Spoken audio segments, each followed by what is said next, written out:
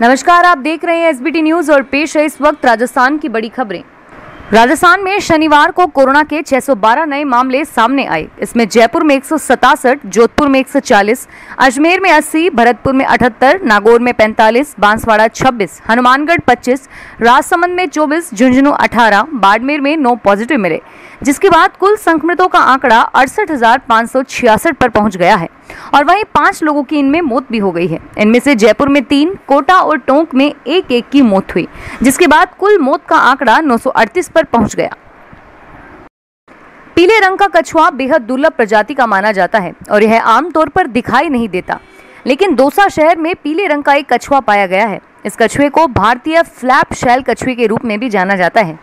यह कछुआ पाकिस्तान, श्रीलंका, भारत, नेपाल, बांग्लादेश और म्यांमार में दुर्लभ प्रजाति के रूप में पाया जाता है। कछुआ मिलने के बाद उसे पशु चिकित्सक को दिखाया गया और उसके बाद वन विभाग ने उसे सुरक्षित अपने कब्जे में ले लिया है। फिलहाल यह दुर्लभ प्रजाति का कछुआ पूरी तरह से स्वस्थ है। मौसम विभाग ने 22 अगस्त को 4 जिलों के लिए रेड तो 11 जिलों के लिए ऑरेंज अलर्ट जारी किया है। मौसम विभाग ने प्रदेश के 4 जिलों के लिए रेड अलर्ट जारी किया है। दक्षिण राजस्थान के बांसवाड़ा, डूंगरपुर, चित्तौड़गढ़ और राजसमंद में आज अत्यधिक भारी बारिश की चेतावनी जारी की गई है। मौसम विभाग ने मानसून की सक्रियता को देखते हुए प्रदेश के 11 जिलों में भारी बारिश की संभावना जताते हुए ऑरेंज अलर्ट जारी किया है। मौसम विभाग के अनुसार अजमेर, बारां, बूंदी, भीलवाड़ा, जयपुर, झालावाड़, कोटा, सवाई माधोपुर, सिरोही, टोंक, उदयपुर में भारी बारिश हो सकती है और कुछ एक स्थानों पर मूसलाधार बारिश के भी आसार हैं। आमेर विधायक सतीश पूनिया ने बोले कि कोरोना संक्रमण से निपटने के लिए केंद्र सरकार ने बेहतर काम किया है। 48,000 वेंटिलेटर्स बने हैं। पीएम केयर फंड से 50,000 पीपीई किट आए हैं। रिपोर्ट में आ रहा है कि 2021 तक अर्थव्यवस्था दोबारा आ जाएगी। उन्होंने कहा कि केंद्र सरकार ने आर्थिक पैकेज दे दिया, अब आप में हिम्मत है तो इसे एग्जीक्यूट करें। पहली बार 2.5 लाख किसानों को क्रेडिट कार्ड दिए गए हैं। उन्होंने कहा कि राजकौशल पोर्टल पर रोजगार के लिए पंजीकृत आंकड़ा 16 लाख है, लेकिन रोजगार केवल 2,325 लोगों को मिला। केंद्र सरकार के आत्मनिर्भर भारत अभियान के ऑपरेशन ग्रीन टॉप 2 टोटल योजना के तहत प्याज भंडारण व परिवहन के लिए 50% अनुदान दिया जाएगा। उद्यान विभाग के सहायक निदेशक लीलाराम जाट ने बताया कि सरकार द्वारा जारी क्लस्टर चयन की प्रथम सूची 27 जुलाई 2020 में प्याज की फसल खरीफ में अलवर का चयन किया गया है। ऑपरेशन ग्रीन स्कीम के तहत खाद्य प्रसंस्करण, व्यक्तिगत, कृषक, किसान उत्पादक संगठन एवं किसान उत्पादक संस्था, सहकारी समिति, अनुज्ञप्तिधारी प्रतिनिधि, निर्यातक, राज्य विपणन बोर्ड, सहकारी फेडरेशन आदि जो फलों व सब्जियों के विपणन व प्रसंस्करण कार्य में लगे हुए हैं, उन्हें इस योजना के लिए पात्र घोषित किया गया है। फर्जी दस्तावेजों के आधार पर भीलवाड़ा में 30 4 पहिया वाहन फाइनेंस करवाकर एक फाइनेंस कंपनी से लाखों रुपए की धोखाधड़ी करने के मामले में वांछित 25,000 रुपए के इनामी बदमाश इलियास को जयपुर सीआईडी क्राइम ब्रांच की टीम ने जोधपुर के बनाड़ इलाके से गिरफ्तार किया। आरोपी के खिलाफ भीलवाड़ा और जयपुर में भी धोखाधड़ी के मामले दर्ज हैं। डीजी एमएल लाठर ने बताया कि Mahindra and Mahindra finance company से फर्जी दस्तावेजों के आधार पर लाखों रुपए के व्हीकल्स लोन लेने वाले एक गिरोह ने बेहद शातिराना तरीके से धोखाधड़ी की थी। इस प्रकरण में वांछित बदमाश मूलतः जोधपुर के पिपाड़ सिटी हाल बनाड़ निवासी इलियास पुत्र इबू खान की लंबे समय से तलाश थी। उसकी गिरफ्तारी पर एडीजी द्वारा 25,000 रुपए का इनाम भी घोषित था। राजस्थान के बाड़मेर जिले के समदड़ी कस्बे में उस वक्त सनसनी फैल गई जब वहां के पूर्व प्रधान के लापता होने की रिपोर्ट उनके परिजनों ने पुलिस थाने में दर्ज कराई। रिपोर्ट में समदड़ी प्रधान पिंकी चौधरी के पिछले 3 दिन से घर से गायब होने की बात कही गई है। मामला दर्ज होने के बाद पुलिस अब समदड़ी पंचायत समिति की मुखिया को ढूंढने में जुट गई है। पुलिस के अनुसार पिंकी चौधरी पिछले 3 दिनों से लापता है। कोरोना संक्रमण और शैक्षिक सत्र में विलंब के चलते राजस्थान माध्यमिक शिक्षा बोर्ड सिलेबस कम करने की तैयारी में है। बोर्ड 10वीं और 12वीं का 40% सिलेबस कम करेगा। उच्च स्तरीय कमेटी की जयपुर के शिक्षा संकुल में शीघ्र बैठक होगी और कमेटी की सिफारिश और सरकार की मंजूरी के बाद बोर्ड आदेश जारी करेगा।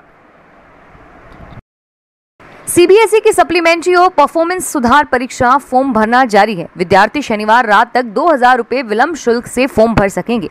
इसके बाद सीबीएसई फॉर्म भरने का कोई अवसर नहीं देगा। फॉर्म नहीं भरने वाले स्टूडेंट्स परीक्षा नहीं दे सकेंगे। सीबीएसई के अजमेर रीजन में इस बार 12वीं में 10,361 विद्यार्थियों की सप्लीमेंट्री आई है। 10वीं में 3,559 विद्यार्थियों को सप्लीमेंट्री के योग्य माना गया है। इसके अलावा बोर्ड ने विद्यार्थियों को परफॉर्मेंस सुधार परीक्षा का विकल्प भी दिया है। केंद्र सरकार ने उदयपुर संसदीय क्षेत्र में 5 एकलव्य आदर्श आवासीय विद्यालय खोलने की मंजूरी दे दी है। सांसद अर्जुन लाल मीणा ने बताया कि लोकसभा क्षेत्र उदयपुर के ब्लॉक धारियावद, झाझोड़, लसाड़िया, सलुम्बर, ऋषभदेव में आवासीय विद्यालय की स्वीकृति मिली है। सांसद ने केंद्रीय जनजाति मंत्री अर्जुन मुंडा व केंद्रीय जनजाति राज्य मंत्री रेणुका सिंह का आभार जताते हुए कहा कि उदयपुर 100% जनजाति उपयोजना क्षेत्र के अंतर्गत आता है। वह दुर्गम पहाड़ी क्षेत्र होने से आदिवासी क्षेत्रों में गुणवत्ता युक्त शिक्षा का अभाव है। इन आवासीय विद्यालयों से जनजाति क्षेत्र के छात्र छात्राओं को गुणवत्ता परक शिक्षा मिल सकेगी। जयपुर में सरकारी ऑफिस में इन दिनों काम का जाम लगा हुआ है। यहां प्रशासन का जाम शब्द का इस्तेमाल इसलिए किया गया क्योंकि अब तक की रिकॉर्ड पेंडेंसी चल रही है। हर दिन पेंडेंसी का आंकड़ा बढ़ रहा है। ऐसा पहली बार देखने में आया है कि पेंडिंग काम के बारे में पड़ताल की तो सामने आया कि सरकारी ऑफिसों में, विशेषकर तहसीलदार, एसडीएम ऑफिसों में ऐसे छोटे छोटे काम पेंडिंग चल रहे हैं जो बहुत ही सामान्य है, लेकिन लोगों को महीनों तक दफ्तरों के चक्कर लगाने पड़ रहे हैं और इसी जाम में फंसा हुआ है आम आदमी। जयपुर में एसएमएस मेडिकल कॉलेज के एमबीबीएस गर्ल्स हॉस्टल में शुक्रवार को एक युवती शराब पीकर घुस गई और करीब 4 घंटे तक जमकर हंगामा किया। युवती दोपहर करीब 4 बजे हॉस्टल में घुसी और रात 8 बजे काबू में आई। इस दौरान वह छात्राओं के कमरे में घुसकर सामान इधर उधर फेंकने लगी और तोड़फोड़ करने लगी। उसके पर्सों से पैसे निकाल लिए और जिस किसी ने भी उसे रोकना चाहा वह उसे मारने दौड़ी। मामला पहले सिक्योरिटी गार्ड फिर हॉस्टल वार्डन तक पहुंचा, लेकिन हैरानी की बात यह रही कि युवती को कोई काबू में नहीं कर पाया। आखिर मोती डूंगरी पुलिस थाने को सूचना दी गई और पुलिस ने 40 मिनट की मशक्कत के बाद युवती को पकड़ लिया। पुलिस ने कुछ देर बाद ही ये कहते उसे छोड़ दिया कि उसे समझा दिया गया है और दूसरी ओर एसएमएस प्रशासन ने कहा कि युवती को गलत छोड़ा गया। हम केस दर्ज कराएंगे। मामले की जांच के लिए कमेटी भी बनाई जाएगी। 32 साल के लंबे इंतजार के बाद कोटा वासियों को अब वन्यजीव खुले में घूमते नजर आएंगे। अभेड़ा स्थित बायोलॉजिकल पार्क अक्टूबर तक खोलने की तैयारी की जा रही है। यह प्रदेश का सबसे बड़ा और 5वां बायोलॉजिकल पार्क होगा। यहाँ 1905 में बने रियासतकालीन चिड़ियाघर से वन्यजीवों की शिफ्टिंग शुरू हो गई है। पहले चरण में यहाँ नील गाय और एक मादा चीतल को शिफ्ट किया गया है। 126 हेक्टेयर में बने इस पार्क में 44 एनक्लोजर होंगे। पहले फेज में 20 करोड़ की लागत से 17 एनक्लोजर बनाए गए हैं और बाकी दूसरे चरण में बनेंगे। संस्कृत शिक्षा राज्य मंत्री डॉक्टर सुभाष गर्ग के निर्देशन में निर्देशालय संस्कृत शिक्षा राजस्थान जयपुर द्वारा विभागीय संस्थाओं में कार्यरत 105 प्रधानाचार्य, 38 प्रधानाध्यापक, 190 प्राध्यापक एवं 611 वरिष्ठ अध्यापकों का स्थायीकरण किया गया है।